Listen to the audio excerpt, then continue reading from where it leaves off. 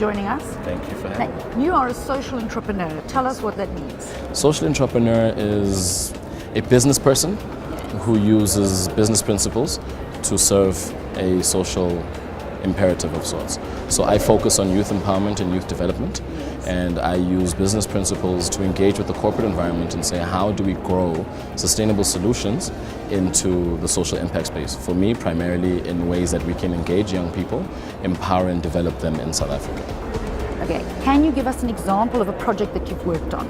A project, well, there's a number of different platforms. So one of the things that we have as difficulty in South Africa is young entrepreneurs, and how they try and engage with the corporate environment, the whole exercise of pitching, the whole exercise of everything else that happens in being an entrepreneur. So on the one context, you have government that says we need more entrepreneurs and we need them to start doing what it is that they want to do. On the other context, you have a banking system in South Africa that doesn't necessarily lend quite freely and quite easily. So then you have the transformation policy that says let's use enterprise development funds. So what generally happens is that you have the corporate that's sitting with the funding, you have the entrepreneur that's sitting with the ideas or some kind of things to solve. But because even in the corporate environment, even in enterprise development, you have the venture capitalist models that are applied.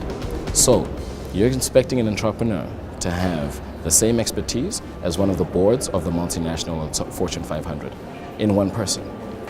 Not very realistic, especially within the context of South Africa. Yeah. So what is the role of the brand in this scenario?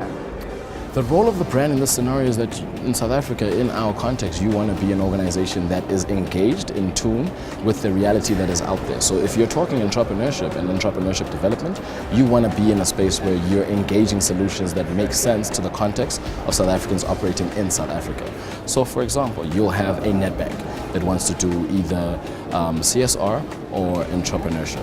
So what will generally happen is, not generally, this may not be fair, but what I've seen as advertising platforms is Nedbank will sponsor children to do whatever it is that they sponsor them to do. Now, because it's considered charity, they never then convert necessarily into those kids having Nedbank bank accounts. Now, what's wrong with that? And then you have when the shareholders are saying, great, you did this initiative, it's great, we've got X amount of kids, we've got the traction, we've got the marketing mileage, but at the end of the day, Nedbank isn't a charity fund, it is a bank, and it needs more and more people to get their accounts. So how do we then start having a solution that says, fine, do the CSR, but how do we convert that into the people you're benefiting to have your banking accounts and grow with you? Now what that also allows is Nedbank a different community to start engaging with and saying, how do we develop a product for the people we're trying to help, using the people we're already engaging in our CSR.